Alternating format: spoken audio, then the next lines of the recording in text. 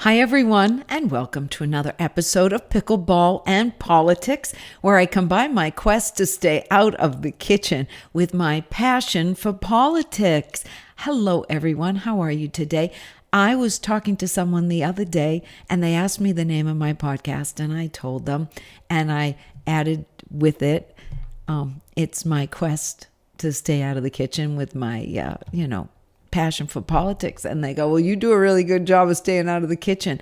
I like it that way. I don't like being in the kitchen. It's too hot in the kitchen. Anyways, I hope everybody's having a great day, and we'll start right in with pickleball. Okay. My journey to improve my serve will never end. I swear. It has become such a crutch in my game, and I just don't know what to say about it. I have reinvented my serve, as you know, with the drop. Well, I've realized I've got to have it way up here for it to work for me. But when I get it, I find that I just have to completely concentrate on every single aspect of it. I have to concentrate on how I release the ball, how I swing the ball, where I'm aiming. It's a lot of things all at once for me. I'll be honest with you. I have a little trouble with focus. Anyway, so that journey continues. I am playing tomorrow. One of my pickle besties told me to take a tripod and to record my serve. And I think it's a great idea, or she would hold the camera while I served. But she thought it would be good if we put it on, when it was my serve, and just put the tripod on and hit it. And nobody has to worry about holding it and anything else. So we're going to try that. We're going to try to get a tripod and record my serve, and then it can be really analyzed. That's the only thing I got to say about that. Pickleball is pickleball. I got so much stuff to talk about pickleball. I think I could talk about pickleball from now until the end of the year every single day, and I wouldn't run out of anything, because there's all that controversy with the paddle right now with the championship the other day. So, politics. I got this edition of the Epoch Times in front of me. It was from March. I have a whole big stack of reading material I keep. And when I'm thinking about a show, I go through it, kind of, spur my memory a little bit of why I kept it. That's the interesting part. It's always, why did I keep this? Yeah, I know why I kept this. Today, I do have some notes. I want you to know that, because I wanted to get these facts right. So this was a March edition of the Epoch Times. And on the front is that almost 80% of young Americans 17 to 24 are unfit to serve in the military. That's scary. It said 77% are physically unqualified to enter the armed services. Right here, above the fold. Remember we talked about above the fold? That's where the exciting stuff is, above the fold. So it talks about in the article that 77% are physically unqualified to enter the armed forces. And the number one reason was obesity. Wow, obesity. Are our kids that fat? I know fat's a bad word, but I don't know what else to call it. I know some people don't like the word. They think it's insulting. Okay, I get it. Are 77% of our kids obese? I don't know if that's any better. I sometimes think obese is a worse word. That's just me to tell somebody they have obesity. I don't know. It's so clinical. And that they're struggling right now. All branches of the armed forces are struggling to meet their recruitment because the kids are so unfit.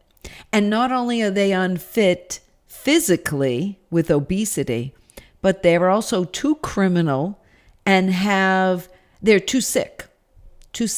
They have too many behavioral issues, too many mental issues, and too much drug use, and too much criminal activities. They're already felons by the time they get that 17 to 24-year-old, so they're not going in the armed services either. And that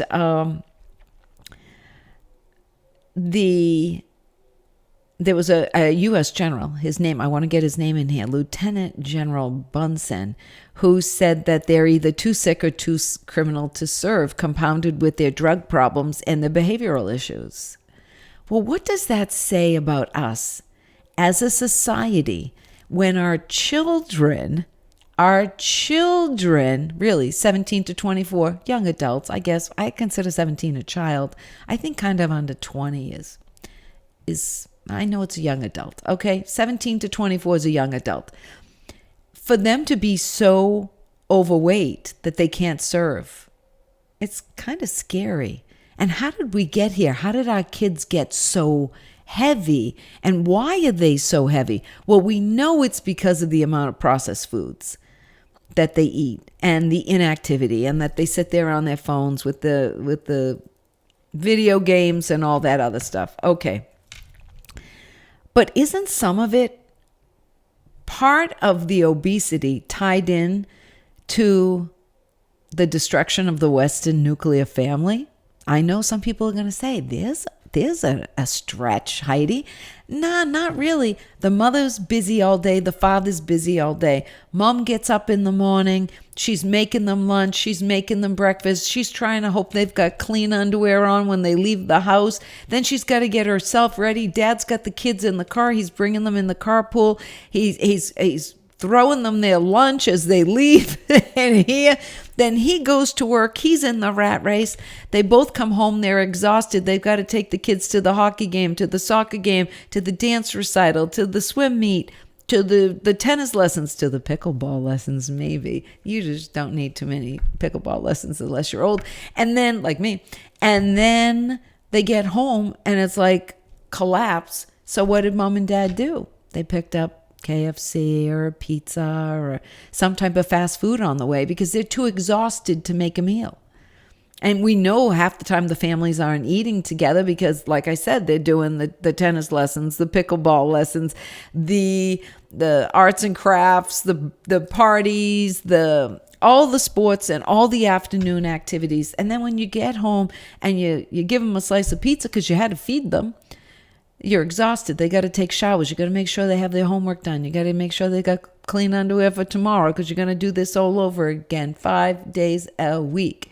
And so the parents are exhausted because they're all caught up in two members of the family having to work to be able to afford the food and afford the clothes and to afford the tennis lessons. And I keep on talking about tennis today. All of the activities the kids are doing. I know someone right now, every weekend, they've got some AAU event and they're traveling 5-6 hours to go to these events one way every single weekend. Compound that onto it. Compound the dance recitals, the dance competitions, and all the other litness of stuff that parents have. And they're exhausted at the end of the day, so they can't even sit down and make the family a decent meal of some chicken, some fresh vegetables, and great food. And instead, they're eating processed crap. I mean, let's just face it. And that's why they're obese. That's really why they're obese. It's all part of the destruction of the nuclear Western family. Or is it the Western nuclear family? The Western nuclear family. And so that's why by the time they get to 17, 20 and they want to go in the military, almost 80% of them are not qualified. They're not fit mentally, physically, emotionally, criminally. That was scary. So I thought about that, and if we don't have enough soldiers, if we don't have enough members of our military, what happens to us if we ever have to get into I don't want to say a skirmish, but if we ever have to enter a war again with an equal adversary, because let's face it, we haven't had an equal adversary since the 1940s, really. And right now there are all kinds of tensions that are escalating in China with Taiwan. And we have this constant year-plus war that I don't know is going to go away anytime soon with Russia and Ukraine. we have made ourselves vulnerable with the amount of equipment that we've sent overseas to the Ukraine to assist them in their battle against Russia. And we don't have enough men and women to serve. So we're very, very vulnerable right now. I mean, during World War II, we could defend the homeland, the continental U.S. We could defend the South Pacific. We had a fleet and an army, and we had a whole army over in Europe, in the European operation. And we were able to do that. I don't think that we would be able today to be in China and Russia, China and the Taiwan, and then fight Ukraine and Russia over in Europe. I don't know if we're possible to do that and to defend ourselves. I mean, luckily, we have such an armed citizenship that the population, we have guns. So there is some hope that nobody's going to invade us because they know we are armed like no other nation. And that's a whole other topic for another day, right? So it really made me wonder. Our strength has always been our military power. And if our abilities to defend ourselves are lessened, well, we're going to be very, very vulnerable. And we're going to be susceptible to an attack here on the mainland. I mean, we were attacked on September 11th. That was a little bit different situation, of course. But I'm very, very worried about an equal adversary. Because look what happened in Iraq and look what happened in Vietnam. I mean, that's going back quite a ways. But even look what happened in Afghanistan. It was a terrible withdrawal. No doubt about that. Terrible withdrawal. So again, what happens if our military strength is really, really challenged? I don't know if it is going to turn out well. I hope so.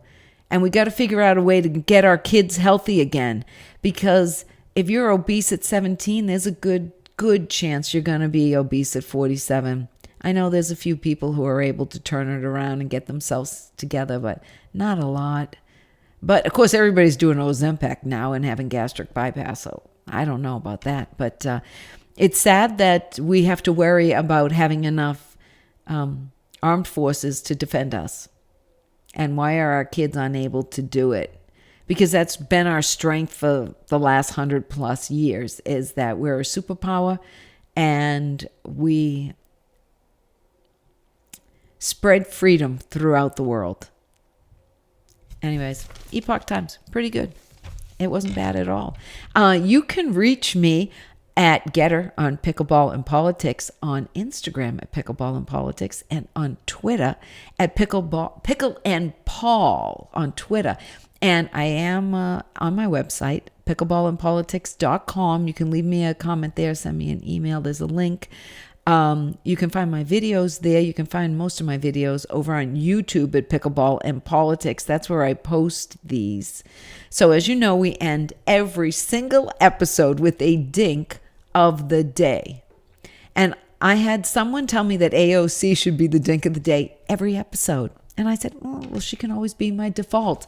And then I thought about what I was going to talk about today. And to me, the dink of the day is Barack Obama, because it was him decimating the armed services and starting to rip apart our military infrastructure back in 2008 that has sort of led us to where we are today.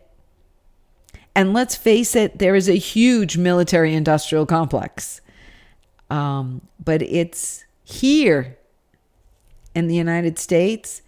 It's having trouble meeting its recruitment. It's having trouble keeping our soldiers in.